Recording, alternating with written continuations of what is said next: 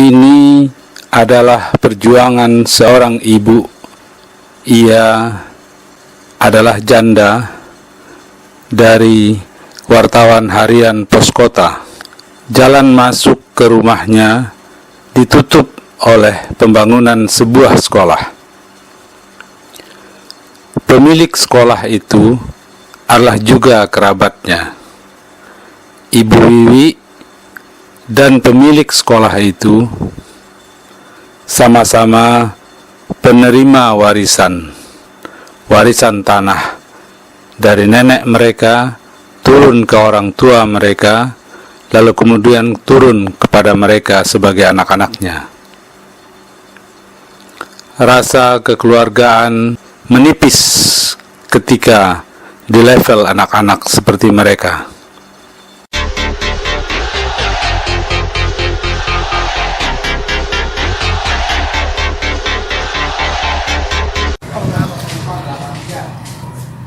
Kedua, itu juga nanti air hujan akan kemana? Pasti saya banjir di dalam, ya kan?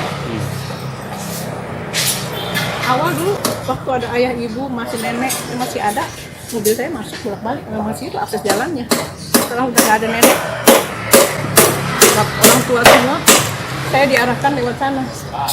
Diarahkan itu bukan yang ngasih waris, tapi yang dapat warisan juga, semua maunya dia, gitu. Terus saya harus bagaimana? Saya harus ngadu kemana? Saya mau minta keadilan aja. Tanah ini saya cuma punya dari hibah dari nenek, ada surat waris dari nenek. Semua ini semua dapat. Cuma yang udah dibikin sertifikat sekolah ini Pak Ade saya sama tante saya. Saya sini belum sendiri. Kalau lagi dibikin lagi di BPN, tapi belum turun. Tapi nggak bisa semua karena yang sebagian miring ini punya anggaran, beserta yang itu depan semua rumah-rumah sekitar situ nggak punya IMB, nggak punya anggaran, jadi nggak bisa bikin sertifikat. Saya pun nggak bisa semua. Dari sini ke sana ke belakang baru bisa. Sekarang masih lagi diurus, cuma belum jadi. Udah hampir 3 tahun. Belum jadi, yang lain sih udah ada yang jadi tuh, yang program Jokowi itu. Jadi berarti saudara-saudara ibu yang lain dari surat hibah itu mereka sudah mensertifikatkan. Udah. Nah, yang mana? Yang di sebelah sini? Sebelah kanan, belakang, dan kiri udah semua. Tapi yang sebelah sini juga belum bisa. Yang ini yang samping saya ini belum bisa juga. Punya tante saya nggak bisa juga. Sebagian. Kalau dia penuh nggak bisa. Kalau saya sebagian nggak bisa. Yang sampai mana nggak bisa? Pokoknya dari pohon situ miring posisinya ke sana tuh. Berdasarkan tata usaha ini ya, planning tata kota itu begitu. Saya udah pernah ke Tanah Abang, waktu di Tanah Abang. Anggaran lah. Iya. Bukan anggaran, itu dari dinas tata kota. Tata kota. Ibu saya waktu itu dikasih unjuk sama kepala itu di sana. Artinya tidak bisa disertifikatkan gitu. Ibu, ini punya ibu, nih posisinya di sini, di kotak ya.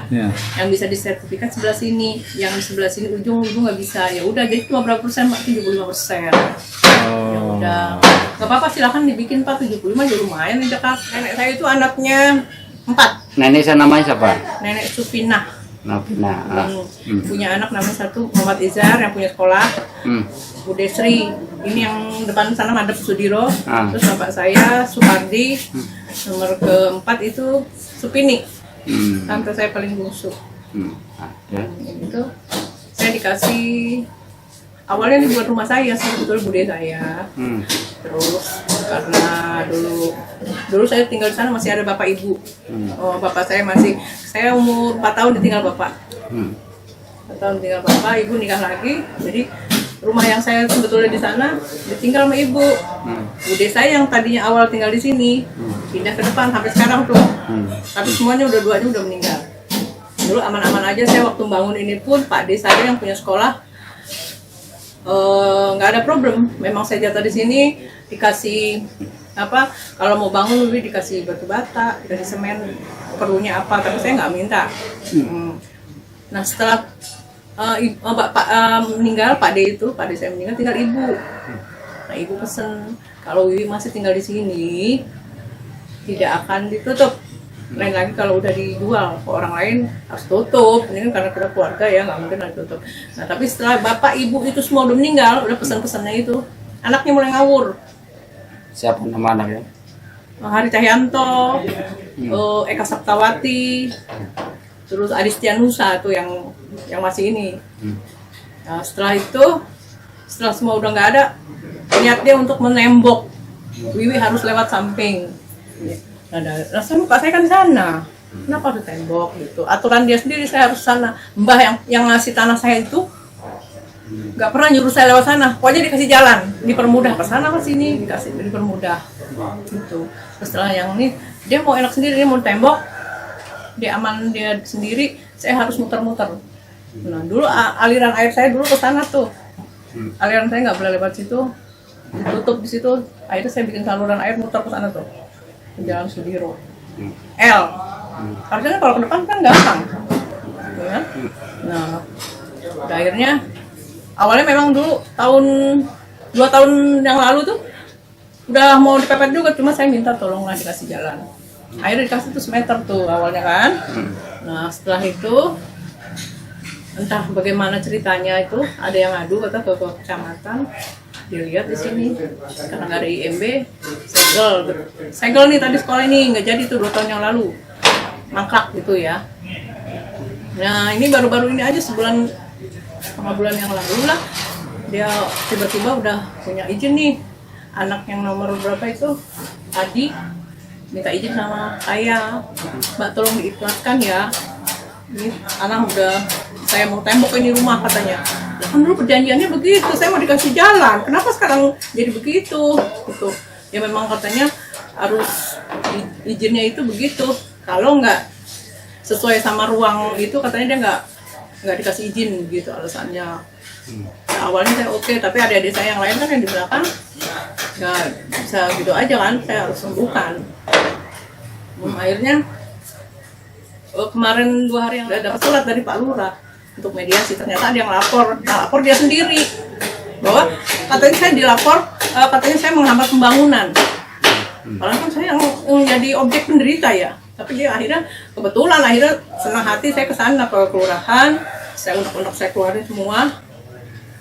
Ya Pak Lurah ya kayaknya sih dia bicara nggak masalah IMB dulu nih, dia maunya kekeluargaan, kalau bisa ya dikasih jalan, namanya ada sana setiap rumah tuh harus ada dikasih jalan lah. Terus kalau lihat dia IMB dia pasti, oh ini nggak mungkin, kalau IMB tuh pasti kalau ada IMB-nya pasti disurvei dulu dan harus ada tahap-tahapan yang ini yang nggak bisa dilanggar kan. Akhirnya Pak Lurah minta tolong ditangguhkan dulu untuk menutup tembok Ibu Wiwi. Tolong ngerjain dulu yang niat semula itu, gedungnya itu dibangun aja dulu. Tapi kenyataannya setelah Pak Lurah datang sini sama jajarannya semua, besoknya malah yang pangcangnya malah langsung udah dibikin, mepet ditutup di pagar saya, nggak dikasih ruang sedikit pun. Makanya saya jadi bingung nih. Ya, dulu nenek sendiri tuh yang memberi hibah surat kepemilikannya apa yang dimiliki sama nenek waktu itu? Surat milik kayaknya dia tuh. Dia beli sama Pak siapa itu? Tuan tanah begitulah dulu tuh. Nah ini kan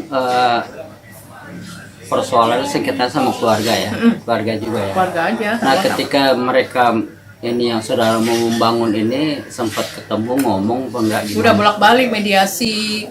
Enggak, tapi sebetulnya ketika dia akan mendirikan ISMA IMB, itu kan yang dihubungi justru bukan yang di sini. Iya. Kenapa kita melawan gitu? Karena memang posisi kita nggak enak. Kita udah ditaruh di tengah, kok jalan juga nggak dikasih. Saya kan harus ini minta keadilan kan. Ya terus apa tadi?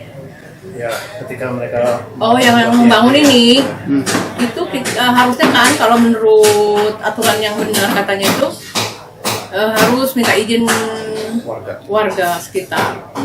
Ini menurut adik-adik saya yang di sana katanya yang dimintai tanda tangan tuh justru yang nggak berdampak gitu. Karena pembangunannya belakang, warteg depan sama itu situ tuh. Dia saya jadi diituin dilewatin karena memang nggak akan mempersulit nih kalau saya minta tanda tangan saya nggak kasih lah. Siapa juga yang mau bunuh diri, yang mau ya silakan dibangun, silakan ditutup, kan nggak mungkin. Sebetulnya kalau dia mau kasih pun nggak apa-apa, mau taruh tangan saya silakan bangun sampai tingkat 10 pun nggak apa-apa, tapi tolong saya dikasih jalan, kasih jalan tikus aja nggak apa-apa untuk hawa gitu loh.